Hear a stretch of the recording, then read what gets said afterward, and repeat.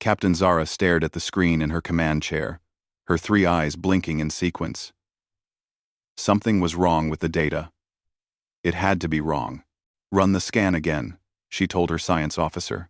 Kaimin's fingers moved across the control panel, his green skin glowing slightly in the dim light of the bridge. The Times Eternal Wanderer Times had been mapping this section of the outer galaxy rim for 6 months. They had found nothing but empty space and dead rocks. This should have been another dead rock. Same results, Captain, Kaimin said. His voice carried confusion. The planet has life. Intelligent life. Zara stood up from her chair and walked to the main display. The planet hung there in the hologram, blue and white and green. Beautiful. Impossible. That cannot be right, Zara said. This region has never been surveyed. No one comes out here. How could we miss an entire civilization? We did not miss them, Captain, Kaimin replied. He pulled up more data streams. They are very young. Based on their technology, they achieved spaceflight less than 100 years ago. They have only just reached their own moon. Zara felt her chest tighten. A new species. In her 30 years of survey work, she had never found a new species. No one had found one. In over 2,000 years, every intelligent species in the galaxy had been catalogued, contacted, and brought into the Galactic Council. Until now. Show me their technology level, Zara ordered. The screen changed. Kaimin's analysis appeared in glowing text and images. Zara read it once, then twice, then a third time. This makes no sense, she whispered. The planet's inhabitants, who apparently called themselves humans and their world Earth, had nuclear weapons. Enough nuclear weapons to destroy their own planet several times over.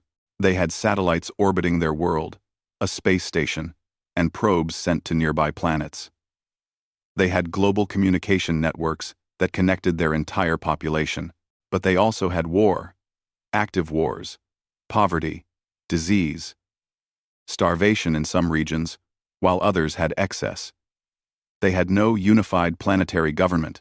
Instead, they had nearly 200 separate nations, each with its own leaders and laws. How are they not extinct? Zara asked. Every species in the Council achieved unity before developing nuclear technology. It is the only way to survive.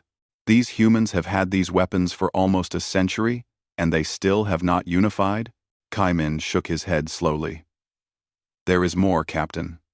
Their planet is dying. The readings show massive climate disruption caused by their own industrial activity. Rising temperatures, changing weather patterns, species extinctions. Yet they continue the activities that cause it. But they know? Zara asked. They know they are destroying their own world? Yes, Captain. Their information networks show extensive scientific data about the problem. They know. Some of their nations are trying to stop it. Others are not. They argue about it constantly. Zara sat back down. Her training had covered many scenarios for first contact. None of them covered this. A species that knew it was killing itself, but could not agree to stop. A species with weapons to destroy their world, but somehow had not used them. A species reaching for the stars while fighting among themselves. We must report this to the Council immediately, Zara said. Kaimin nodded. I have prepared the data packet. Should I send it through standard channels? Zara thought for a moment. A discovery like this would shake the entire galaxy. Every assumption about how civilizations developed would need to be reconsidered. The Council would want to study this carefully. Yes, send it. Mark it as Priority Alpha. New species discovered. Kaimin sent the transmission. It would take several hours to reach Council headquarters, even at faster-than-light speeds. Zara ordered her crew to maintain distance from Earth and observe passively. She wanted more data before the Council responded. Over the next few hours, her team gathered information. They intercepted human broadcasts and ran them through translation matrices. They watched human entertainment, news, and communication. What they found only deepened the mystery. Humans seemed to contradict themselves constantly. They created beautiful art and terrible weapons. They helped each other and hurt each other. They built hospitals and bombs. They sent aid to their enemies during natural disasters, then went back to fighting them afterward. They had organizations dedicated to peace that had existed for over a century. Yet wars still happened. "Captain," Kaimin said suddenly, "we have a response from the Council." Ground. That was fast. Too fast. The Council usually took days to respond to new discoveries. Zara opened the communication channel. Sara, one Saveti T. The image of High Counselor Theron appeared. His ancient face looked excited, an expression Zara had never seen on him before. "Captain Zara," Theron said, "your discovery is confirmed. We have reviewed your data. This is unprecedented. The Council has made a decision." Zara waited. Protocol demanded silence until the High Counselor finished speaking. "We are invoking the observation protocol," Theron continued. "Earth and its humans will be studied by the entire galaxy. Every member species of the Council will have access to your observation data. This will be broadcast live to all civilized worlds." Zara felt her stomach drop. The observation protocol had not been used in over 5,000 years. It meant that billions of beings across thousands of worlds would be watching everything her ship recorded. "High Counselor, the humans do not know we are here," Zara said carefully. "If we broadcast their existence across the galaxy before first contact, we violate several protocols. The Council is aware," Theron replied. "But this discovery is too important. We must understand how these humans have survived. Every species achieved unity before reaching space. These humans did not. They should be extinct. Yet they thrive. They grow. They reach outward despite their conflicts. We must learn how." The communication ended. Zara looked at Kaimin. Her science officer looked as worried as she felt. "Broadcast our sensor data on all Council channels," Zara ordered. "The galaxy is watching now." Kaimin activated the transmission. Somewhere, billions of beings were tuning in to watch Earth for the first time. They would see the chaos, the contradiction, the impossible survival of a species that broke every rule. Zara looked at the blue planet on her screen. Somewhere down there, humans went about their lives with no idea that the entire galaxy had just discovered them. No idea that they were about to become the most studied, most debated, most astonishing species anyone had encountered. "What are you?" Zara whispered to the planet. "How are you alive?" The planet had no answer. But Zara knew she would find one. She had to. Because if humans could survive their own contradictions, they might teach the galaxy something it desperately needed to learn. The broadcast began at the start of the galactic day cycle. Across thousands of worlds, billions of beings stopped their work to watch. In homes, offices, learning centers, and public squares, screens showed the same image: a small blue planet called Earth, spinning slowly in the darkness of space. On the planet Mirios, Elder Scholar Ven watched from his teaching hall. His students gathered around, their young faces curious. Ven had lived for 300 years and had never expected to see this, a new species. He thought he had seen everything the universe had to offer. On the war world of Kreth, General Dax watched from his command center. His people had unified through conquest 2,000 years ago. Every Krethian knew that strength and unity were the same thing. He wanted to see what these humans had that let them survive without either. On the peaceful planet of Serenity the Seventh, the entire population watched together in their meditation gardens. They had evolved beyond violence 5,000 years ago. They could not imagine how a species with weapons could avoid destroying itself. Captain Zara stood on the bridge of the Time's Eternal Wanderer *, knowing that everything her ship recorded was being broadcast to all these worlds and more. The responsibility felt heavy. She looked at Kaimin. "Show them what we have learned," Zara said. Kaimin began presenting the data. He showed Earth's technology, its weapons, its fractured nations. He showed the wars, the poverty, The environmental damage. Across the galaxy, beings watched and shook their heads. This was what everyone expected. A young, violent species barely holding itself together. Then Kaimin showed something else. This was recorded 6 days ago, Kaimin said. His voice transmitted to billions of listeners. A major earthquake struck a human nation called Japan. Over 10,000 humans died. Watch what happened next. The screen showed rescue workers from dozens of nations arriving. Countries that had been enemies in recent wars sent help. Resources poured in. From around the planet, humans dug through rubble with their bare hands to save strangers. They gave blood, food, money, and time. Now watch this. Kaimin continued. He showed another recording. This is from a region where 2 human nations have been at war for 70 years. A flood struck both sides. Humans from each side crossed enemy lines to rescue civilians from the other side. Then, they went back to fighting. Across the galaxy, viewers felt confusion. How could a species help its enemies? Why would they save each other, just to fight again later? Elder Scholar Ven leaned forward in his seat. Impossible, he whispered. Compassion and aggression cannot exist together at this level. One must dominate. General Dax watched the rescue workers and felt something strange. Respect. These humans fought their enemies but valued life even during war. On Kreth, they had eliminated that weakness. Enemies were simply destroyed. But these humans had kept both the warrior and the healer inside them. On Serenity the 7th, the meditation leader spoke. They feel too much. Their emotions control them. This is why they suffer. But one young member of Serenity the 7th disagreed silently. She watched a human parent pull a child from earthquake rubble and thought the emotion looked like strength, not weakness. Kaimin continued the presentation. He showed human history, running at accelerated speed, wars that killed millions, followed by periods of peace and growth, empires that rose and fell, civilizations that collapsed and rebuilt, diseases that nearly destroyed them, overcome by their science, environmental disasters they caused, then worked to fix.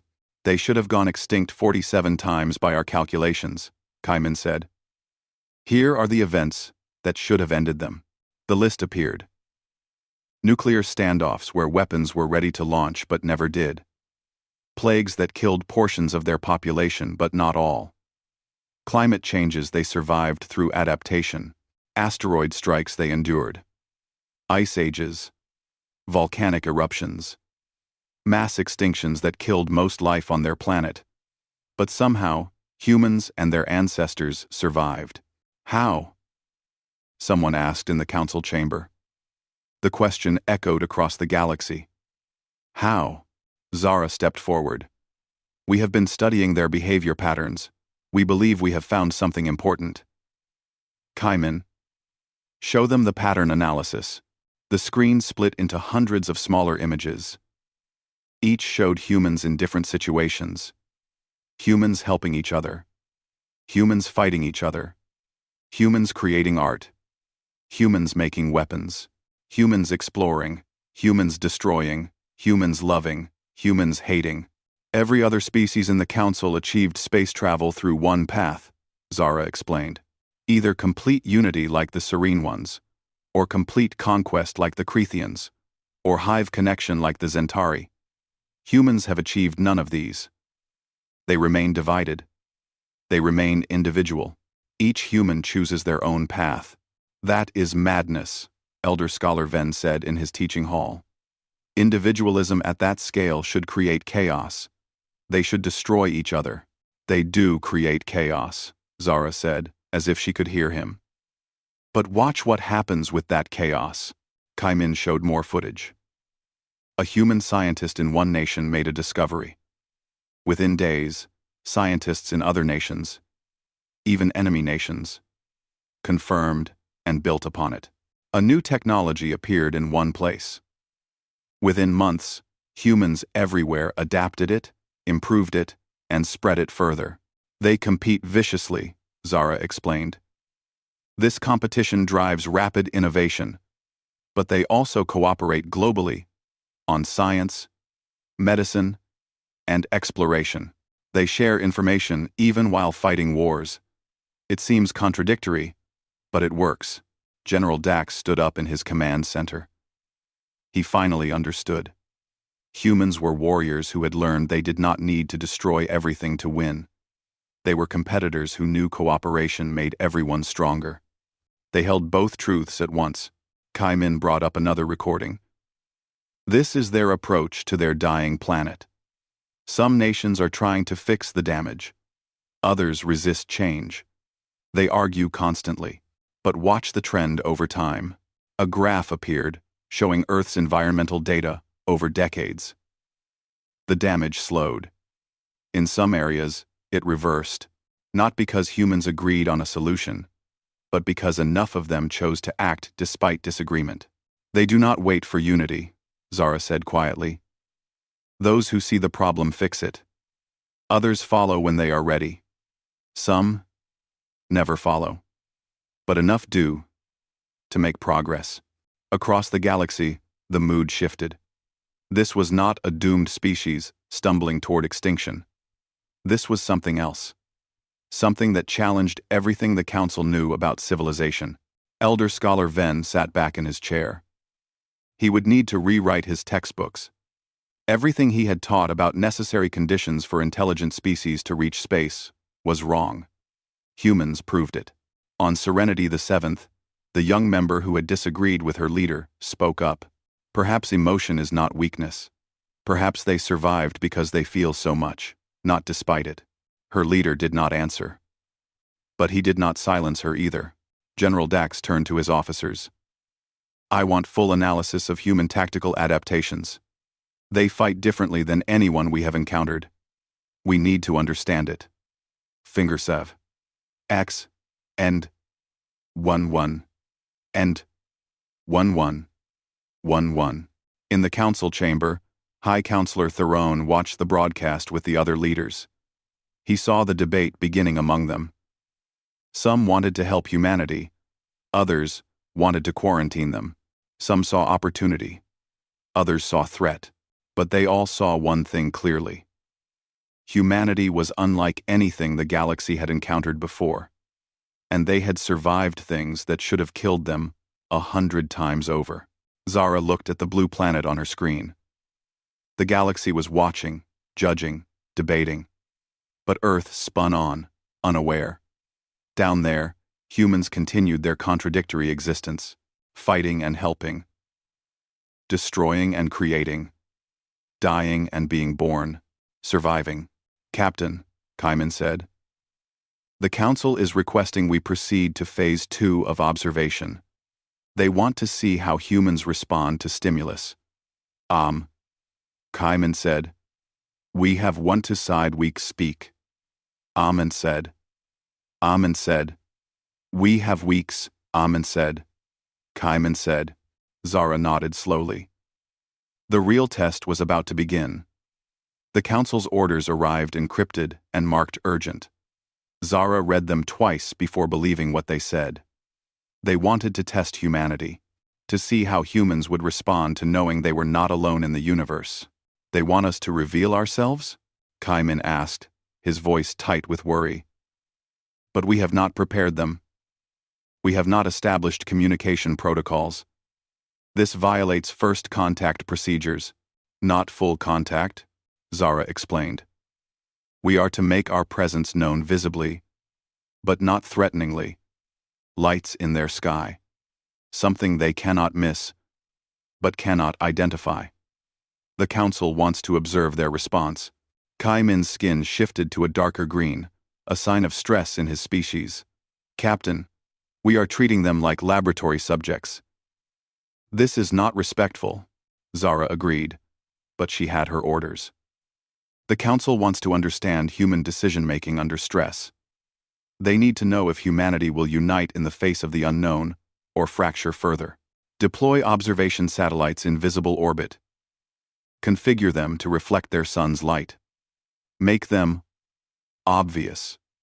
2. Across the galaxy, billions watched as the Time's Eternal Wanderer Times released dozens of satellites. The small devices took up positions around Earth, their reflective surfaces catching sunlight. From the ground, they would look like new stars that moved in formation. Within hours, humans noticed. The first sightings came from amateur astronomers. Then professional observatories confirmed it. Something was in Earth's orbit. Something that had not been there before. Something that moved with clear intelligence and purpose. Zara watched human communications networks explode with activity. News spread across their planet in minutes. Everyone was talking about the lights. Everyone had an opinion. "Show me their governmental responses," Zara ordered. Kaiman brought up feeds from multiple human nations. What Zara saw surprised her. There was no unified response. Each nation reacted differently. Some nations mobilized their militaries. Fighter jets took to the skies. Weapons were aimed upward. Defense systems went to high alert. These nations saw a potential threat and prepared to defend themselves. Other nations called emergency scientific conferences. Their best minds gathered to study the phenomenon. They pointed every telescope and sensor at the satellites. These nations saw a mystery to be solved. Some nations did nothing official at all. Their governments issued calming statements and told their people to remain peaceful. They took a wait-and-see approach, and the humans themselves? Their responses varied even more wildly. Scientists excited about possible contact flooded communication networks with theories and mathematical messages aimed at space. Religious leaders debated whether these were angels, demons, or simply other created beings. Conspiracy theorists declared they had been right all along. Artists created images and music inspired by the event. Children asked if the visitors were friendly, and millions of humans made jokes. "They are laughing?" General Dax said from his command center on Kreth. He watched human social media with confusion. They face the unknown? And they make humor?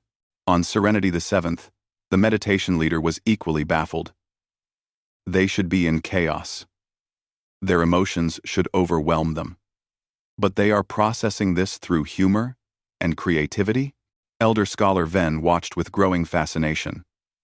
Every model his people had for first contact scenarios assumed the discovered species would respond uniformly, either with fear, or hope, or curiosity. Humans were showing all of these at once, plus responses he had never considered. One human video went viral, as the humans said. A young girl, perhaps 8 years old, stood in her yard and waved at the sky. She said in her language, "Welcome to Earth. We have pizza and dogs and music. I hope you like it here. I'm welcome. And dogs of Ursa's." The video was viewed by hundreds of millions of humans within a day. Many humans copied her gesture, waving at the sky and offering welcome. But other humans prepared for war. Defense systems remained on alert. Military forces stayed mobilized. "This is the human paradox again," Kaiman said. He had begun calling it that in his reports. They prepare for war and peace simultaneously. They fear and hope. At the same time, each human chooses individually how to respond. Zara watched it all with growing respect. She had expected panic or unified action. Instead, she saw something more complex. Humans were processing the greatest revelation in their history, and they were doing it in millions of different ways at once. "Captain," Kaiman interrupted her thoughts, "several human nations have launched probes toward our satellites. They want to investigate." Zara checked the data. Simple rockets with cameras and sensors. Nothing that could harm her satellites. The humans wanted a closer look. "Let them approach," Zara said. "Do not interfere." The galaxy watched as human probes reached the alien satellites. The satellites did nothing, simply maintained their positions. Human scientists studied them intensely, gathering every piece of data possible. Then something unexpected happened. Three human nations that had been enemies for decades announced a joint mission. They would combine their resources to send a manned spacecraft toward the satellites. Former enemies working together, triggered by the common mystery in their sky. Impossible, General Dax whispered. They unite with their enemies because of us? But it was happening. The broadcast showed human scientists from nations that had recently fought wars, collaborating on calculations. Engineers from different sides of old conflicts, working together on spacecraft design.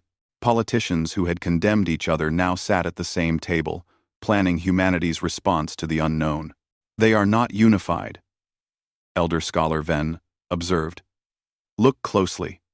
They still argue. They still disagree on methods, but they are cooperating, despite the disagreement. He was right. The human collaborative mission was filled with arguments and different approaches, but they were moving forward together anyway. They had not achieved unity. They had achieved something else. Cooperation without conformity. Zara watched as more human responses came in. Artists performed concerts aimed at the sky. Scientists broadcast mathematical messages. Children sent drawings. Religious leaders prayed. Military forces remained alert. Conspiracy theorists shouted warnings. All of it happening at once. All of it somehow working together to create a response that was chaotic and beautiful and entirely human. Captain, we have a situation, Kai Min said urgently. One of the Council observer ships has gone off protocol. Zara's attention snapped to the tactical display.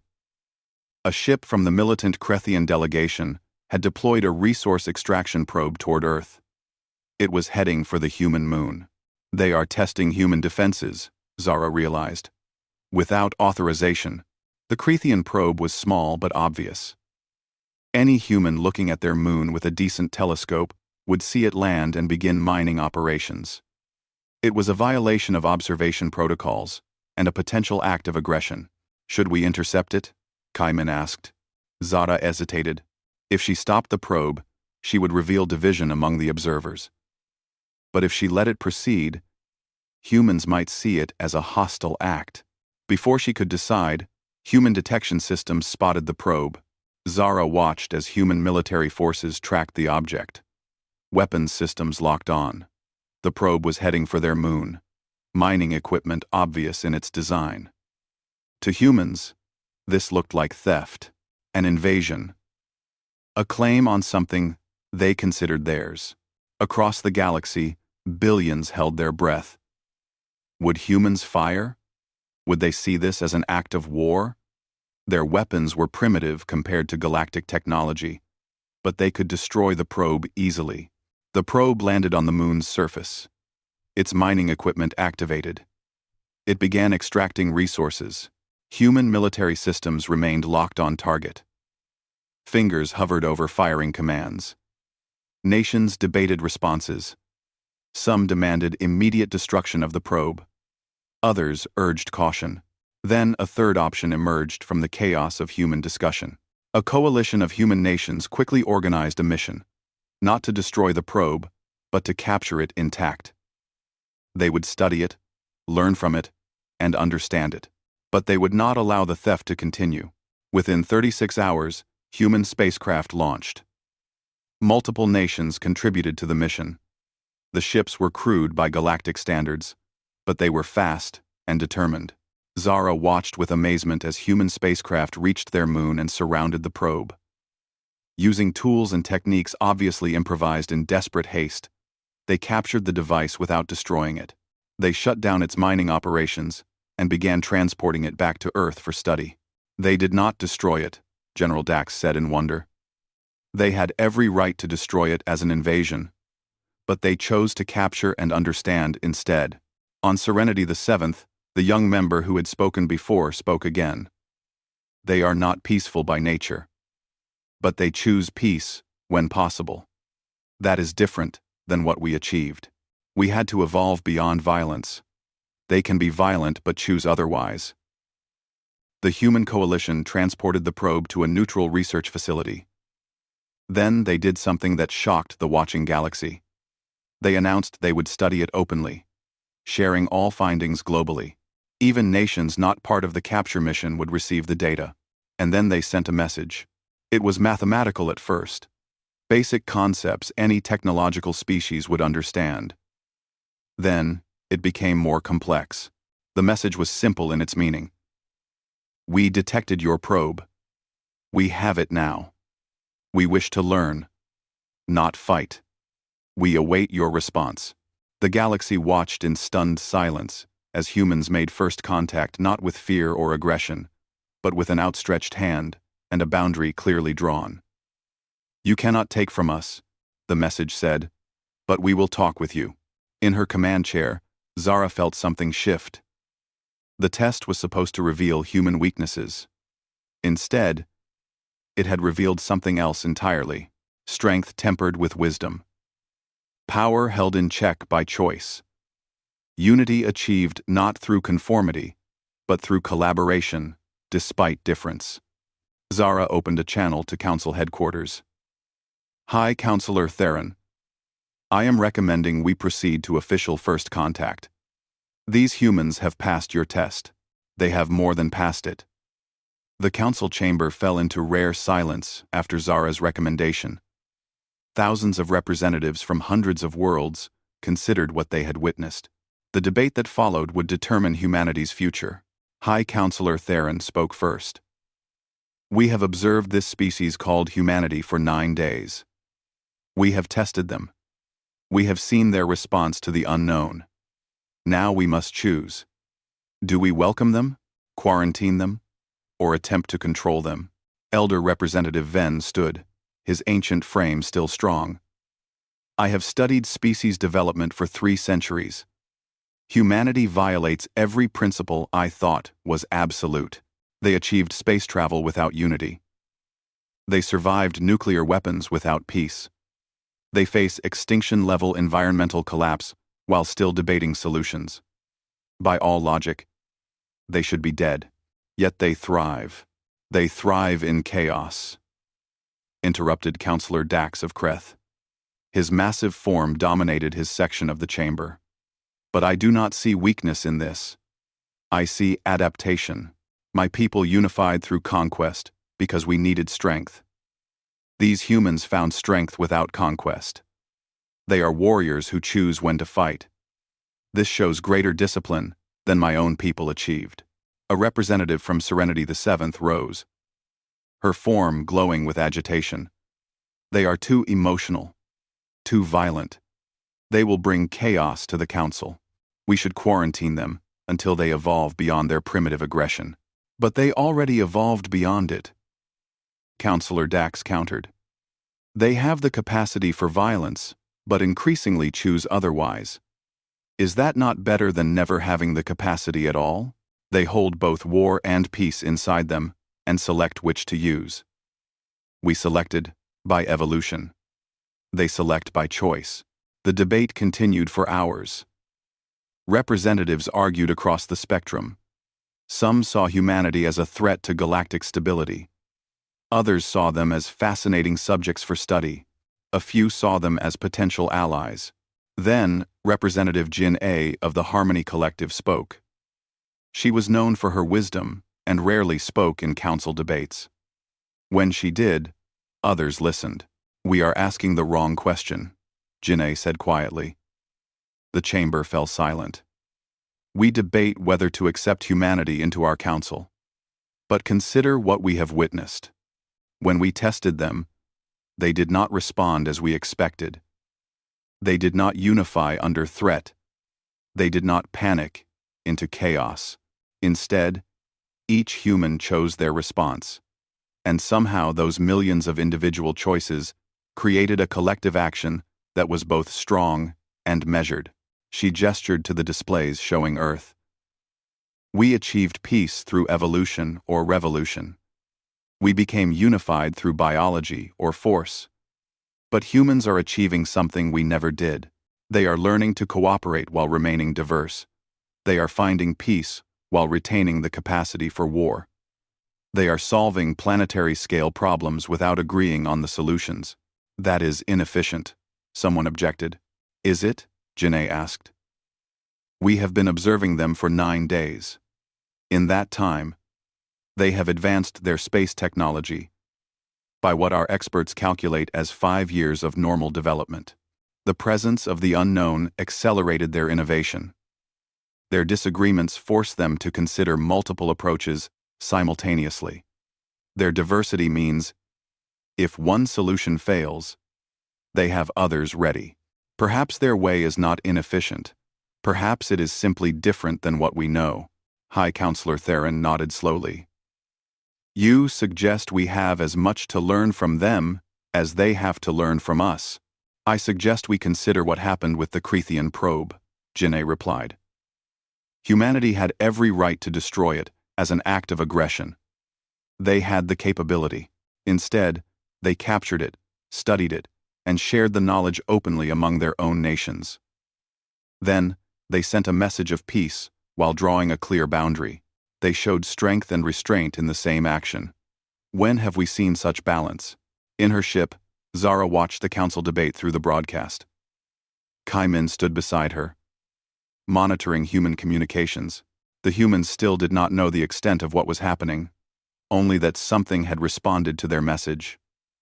Excitement and fear mixed in their broadcasts in equal measure. Captain, Kaimin said, I have been analyzing human scientific progress. Representative Jin A is correct. In the past 9 days, human cooperation on space technology and xenology has accelerated dramatically. Seeing our satellites and the probe has united their scientific community like nothing in their history. But not just their scientific community, Zara observed. She had been watching too. Look at their communication networks. Artists are creating works inspired by contact. Philosophers are debating humanity's place in a larger universe. Even their arguments have become more focused on the future than the past. Kaimin pulled up a particularly interesting data stream. Captain, look at this. A human scientist named Ji Wu has published a paper theorizing about our technology based on observations of the satellites. Her calculations are remarkably accurate for someone with no prior knowledge of our science. And scientists from 30 different human nations have already built upon her work. Zara examined the paper. This human, Ji Wu, had determined the basic principles of their gravity manipulation system through observation alone. It had taken Zara's own people centuries to develop that technology. This human had understood the fundamentals in days. What is her background? Zara asked. Kaimin checked. She was working on theoretical physics at a research institution. Relatively young for a human scientist, only 32 of their years. Before this, she was studying what they call quantum mechanics. She has adapted those principles to explain what she observed. Cheese 1. Zara made a decision. Kaimin, send a secure message to High Counselor Theron. Tell him I have a recommendation for Earth's first contact representative. Not me. I am military. We need a scientist. And I believe I have found the human counterpart who would make this historic moment meaningful. The council debate continued for 3 more days.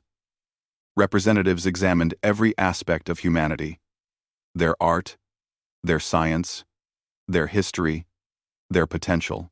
Some feared that humans would destabilize the careful balance the galaxy had maintained for thousands of years.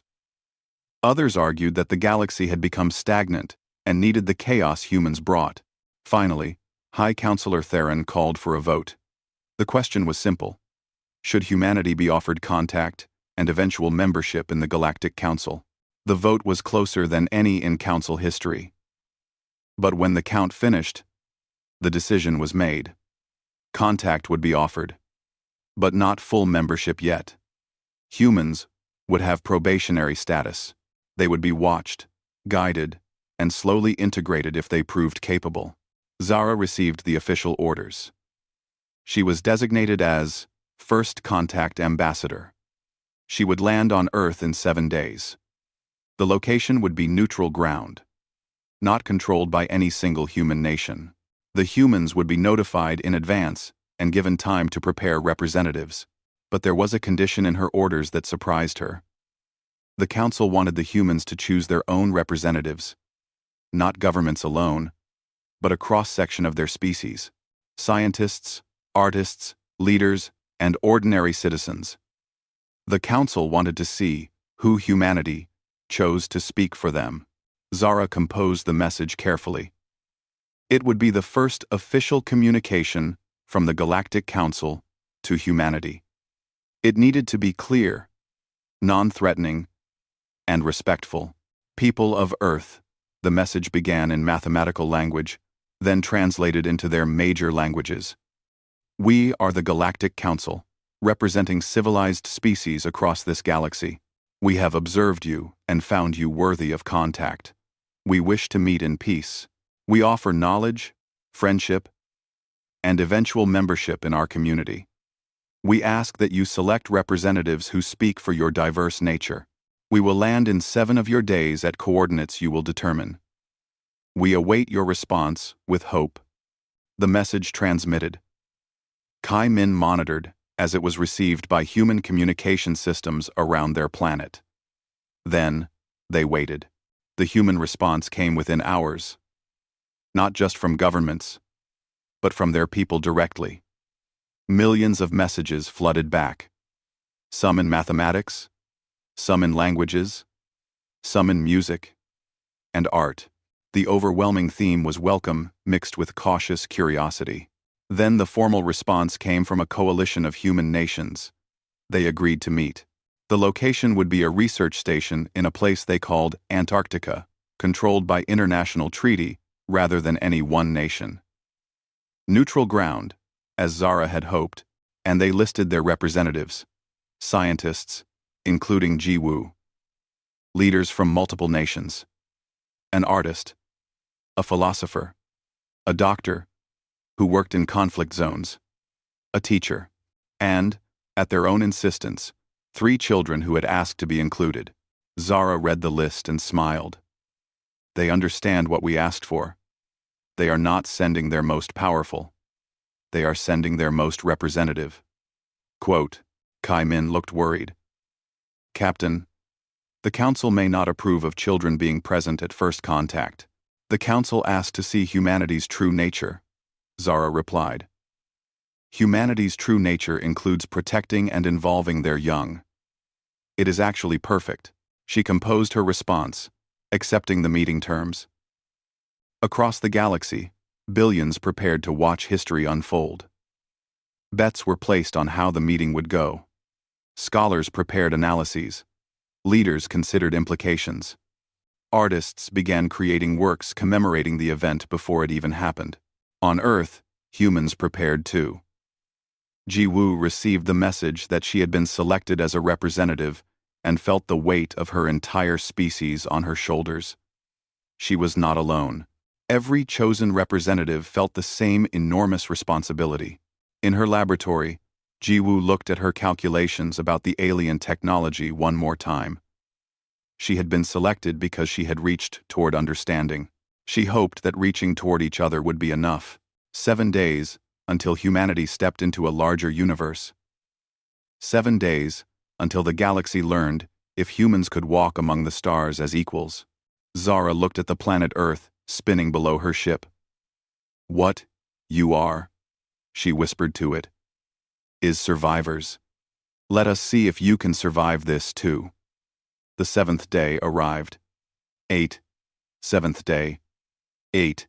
Captain Zara stood in her private quarters aboard the Time's Eternal Wanderer *, preparing for the most important moment of her career. She wore her formal diplomatic uniform, deep blue with silver markings indicating her rank and role. In a few hours, she would become the first member of the Galactic Council to stand face to face with a human being. Kai Min entered, his own uniform adjusted perfectly. He would accompany Zara as her science advisor and translator. Captain, the landing site is ready. Human representatives are gathering. The galaxy is watching. Zara nodded. She had reviewed the files on each human representative chosen to meet them. Jiwoo, the physicist who had shown remarkable insight. Ambassador Chen, a diplomat known for peace negotiations. Dr. Amara, who had spent decades treating the wounded in war zones. Professor Williams, a philosopher who wrote about humanity's place in the universe. Artist Maya, whose work explored connection and understanding. Teacher Park, who educated human children about the cosmos. And 3 children. Sophia, age 9, who had written letters to the stars. Jamal, age 12, who built robots. And Yuki, age 10, who wanted to be an astronaut. "Are we ready?" Sarah asked. "The shuttle is prepared," Kaiman confirmed. "All systems functional. The council broadcast is live. Every civilized world is watching." They walked to the shuttle bay together. Other crew members lined the corridor, standing at attention as their captain passed. They knew the significance of this moment. First contact was never repeated. It happened once, forever marking the relationship between species. The shuttle was small and elegant, designed for peaceful approach. No weapons, no heavy shielding, no intimidating features. Just a simple craft, carrying 2 beings who hoped to make friends. As they descended through Earth's atmosphere, Zara saw the planet in detail for the first time. Oceans that sparkled blue, clouds that swirled white, land masses covered in greens and browns, and lights. So many lights from human cities, visible even in daylight. A planet alive, with activity and energy. The landing site came into view. Antarctica's ice stretched in all directions, pristine and beautiful. The research station was a collection of buildings designed for function rather than beauty, but humans had decorated it. Banners hung displaying symbols from many nations. Lights had been arranged in welcoming patterns. And people stood outside, waiting. The shuttle landed gently on the prepared pad. Through the viewports, Zara could see the human representatives standing in a line. Behind them, more humans operated recording equipment. This moment would be preserved forever in both human and galactic history. "They are broadcasting this to their entire planet," Kaiman observed. "Every human with access to communication networks is watching. Just as the galaxy watches us." Zara took a deep breath. Her 3 hearts beat in complex rhythm, a sign of nervousness in her species. "Then let us give them all something good to see." The shuttle door opened. Cold air rushed in, Earth's atmosphere touching Zara for the first time. She stepped out onto the ice, Kai-Min following. The gravity was slightly lighter than she was accustomed to, but manageable. The air was thinner, but breathable. The human representative stood 30 paces away. Zara walked toward them slowly, each step deliberate and visible. She wanted no sudden movements, nothing that could be interpreted as aggressive. She stopped 10 paces away and observed the humans. They were smaller than she expected, more fragile looking. Their skin tones varied from very dark to very pale. Their features diverse. They wore protective clothing against the cold. But she could see their faces clearly. And in those faces, she saw the same nervousness she felt. Jiwoo stepped forward. She was the designated first speaker, chosen by the humans because she had been first to understand the alien technology. She carried a small device that would translate her words. "Welcome to Earth," Jiwoo said in her language. The translation device rendered it in galactic standard and simultaneously broadcast it across human networks in many languages. "We are honored by your visit. We come in peace and hope to learn from you, as we hope you might learn from us." Zara smiled, a gesture she knew humans would understand as it appeared in their own communication. "People of Earth, I am Captain Zara of the Galactic Council. This is Science Officer Kai-Min. We represent thousands of civilized worlds who have watched you with great interest. You are unique among all species we have encountered." "Unique how?" Ambassador Chen asked. He was older, his hair gray, his posture diplomatic. "We have wondered what you think of us."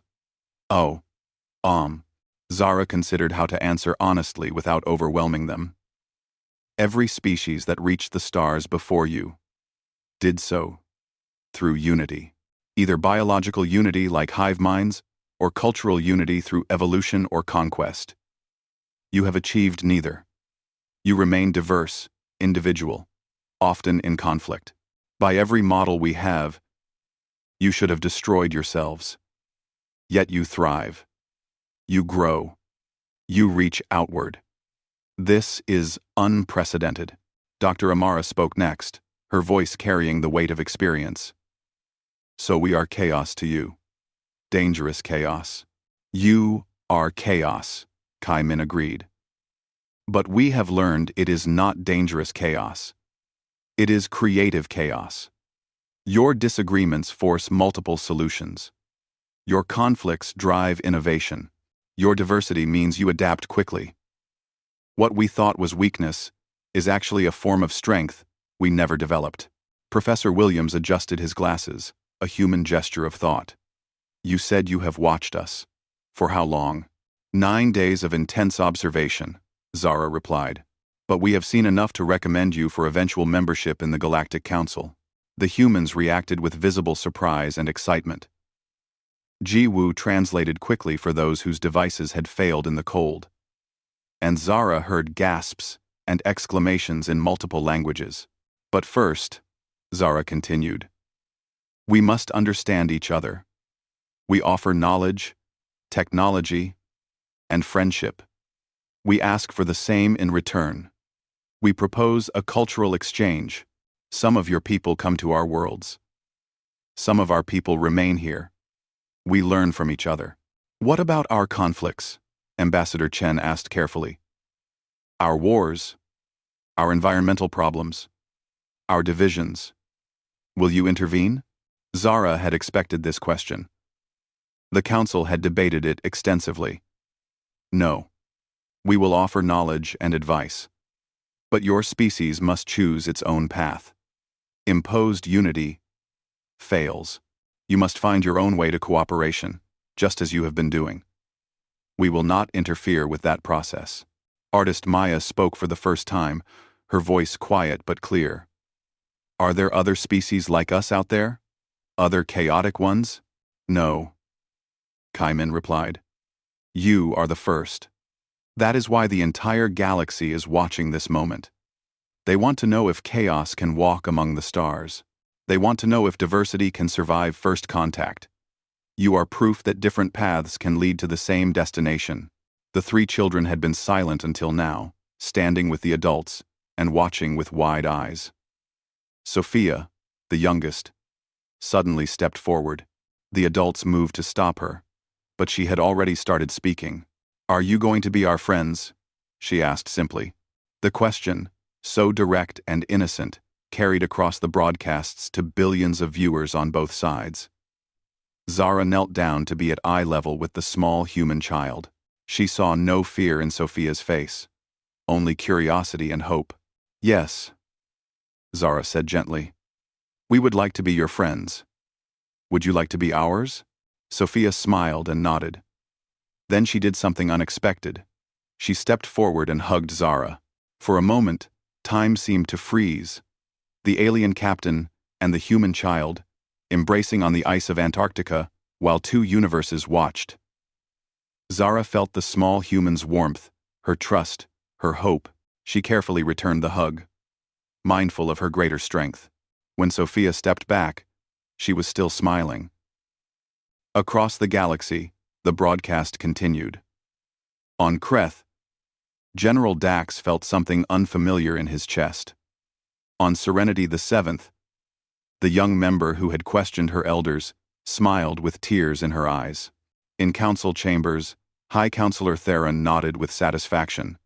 On millions of worlds, beings watched and thought perhaps the universe had just changed for the better.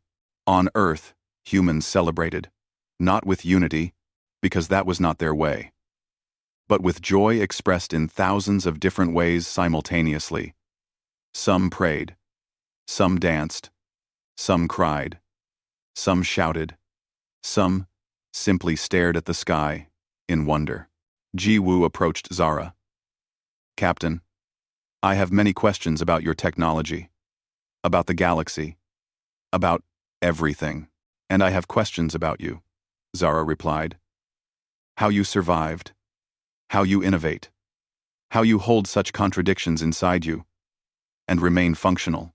Kai Min and Ji Woo immediately began an animated discussion about physics and technology, their enthusiasm breaking through formal protocols.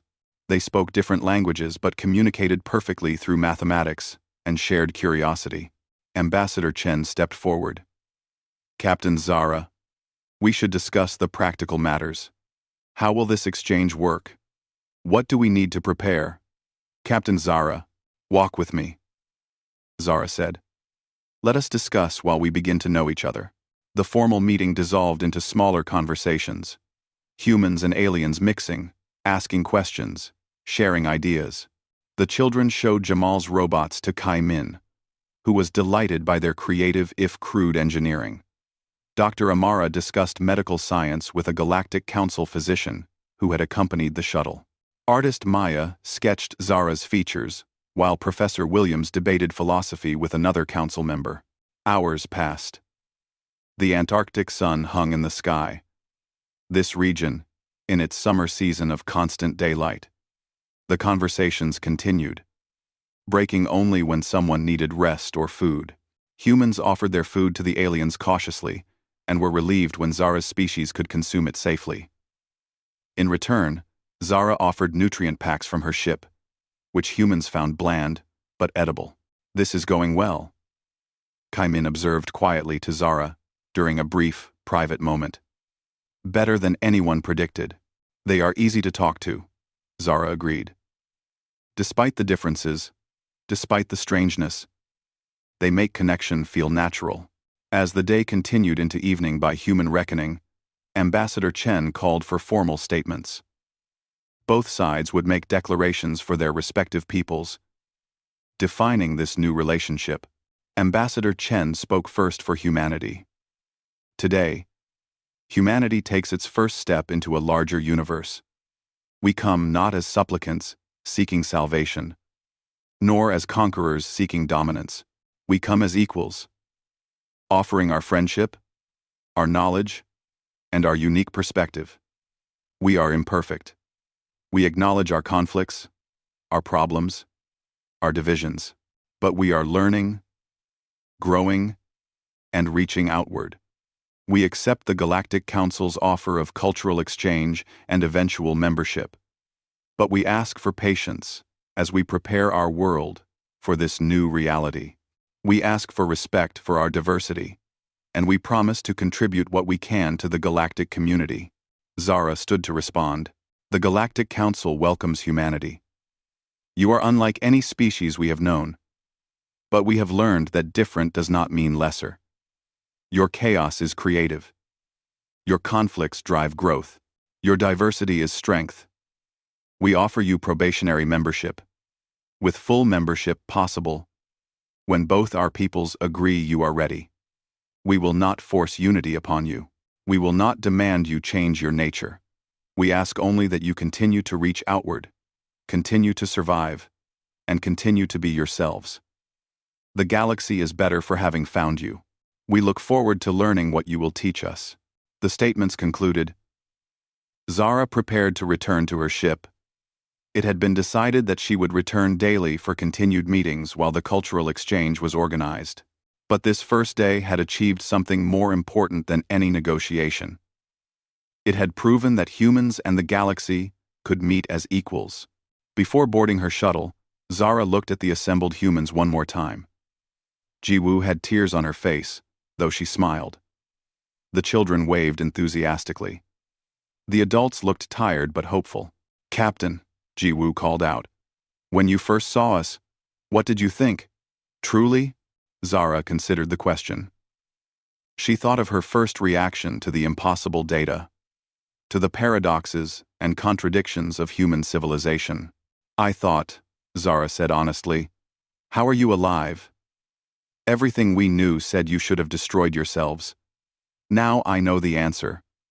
You survive because you never stop choosing to survive.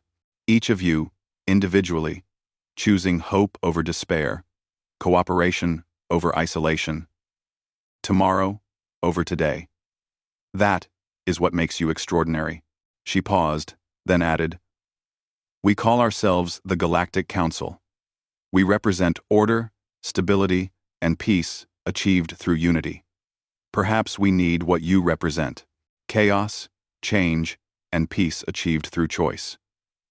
Welcome to the stars, humanity. Show us what you can do." The shuttle lifted off, carrying Zara and Kai-Min back to their ship. They looked down at Earth. Now, not just a mysterious planet, but a world full of beings they were beginning to know. Across the galaxy, the broadcast ended. Scholars would analyze every moment for years to come. But the conclusion was already clear to most who watched. Humanity had earned its place among the stars not through perfection, but through persistence. Not through unity, but through diversity.